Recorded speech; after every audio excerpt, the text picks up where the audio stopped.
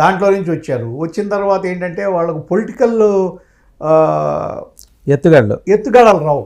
ఎంతసేపు ఏంటంటే కక్ష తీర్చుకోవాలంటే కక్ష తీర్చుకుంటాం, వాళ్ళని ఏ విధంగా చేయాలి ఆ ఆర్గనైజేషన్ ఉండడం తప్ప వీళ్ళకి ఆ పొలిటికల్ ఎత్తులు కానీ పొలిటికల్గా మనం ఏది ప్లస్ ఏది మైనస్ అని ఆలోచించడం కానీ ఇవన్నీ లేవు.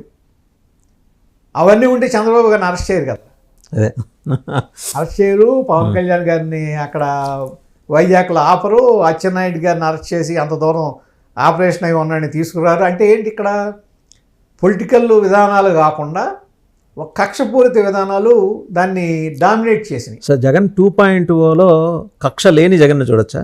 చూడం. కక్ష లేని జగన్ చూడం అంటే అనేది జగన్ 1.0లో ఉన్న కక్షతో కూడిన జగన్ కన్నా భిన్నమైన జగన్ చూడొచ్చా? పోనీ ఉండొచ్చు. అంటే కొంత కొంత కొంత సాఫ్ట్ ఇది రావచ్చు. ఎందుకంటే అర్థమైంది కదా, మొదటిసారి ఆయన ఎవరన్నా కాదన్నా ఫ్యాక్షన్ బ్యాక్గ్రౌండ్, వాళ్ళ తాతగారి దగ్గర నుంచి ఫ్యాక్షన్ బ్యాక్గ్రౌండ్లో వచ్చారు. ఆ ఫ్యాక్షన్ మెంటాలిటీ ఉంటుంది. అయితే ఒక రాజశేఖర రెడ్డి గారు ఫ్యాక్షన్ బ్యాక్గ్రౌండ్ ఉన్న ఆయన ముఖ్యమంత్రి అయిన తర్వాత ఓరియంటేషన్ మార్చుకుని ప్రజాస్వామికంగా వచ్చారు.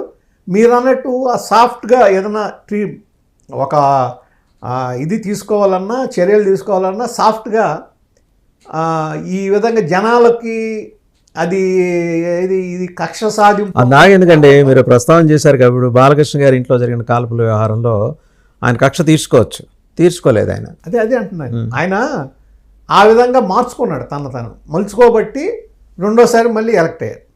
ఆ విధంగా మలుచుకుంటాం జగన్మోహన్ రెడ్డి గారికి చేతకాక చేతిలో ఉన్న అమరావతిని శుభ్రంగా దాన్ని మీరు కంటిన్యూ చేయొచ్చు, లేకపోతే అక్కడ ఆపేసి దాన్నే చేసుకోవచ్చు, 3 రాజధానులు అనేది లేకుండా.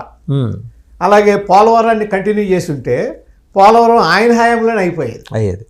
అయిపోతే దాని మీద ఈయన పేరే ఉండేది కదా, అమరావతి మీద ఈయన పేరు ఉండేది కదా. 3 రాజధానులు అని చెప్పి ఈయనే కదా ఆయుధం అందించింది. నేదురుమల్లి జనార్దన్ రెడ్డి కొబ్బరికాయ కొట్టిన హైటెక్ సిటీకి చంద్రబాబు నాయుడు పేరే ఉంది. అవును, అంతే కదా. ఇప్పుడు ఎప్పుడో మీకు ఈ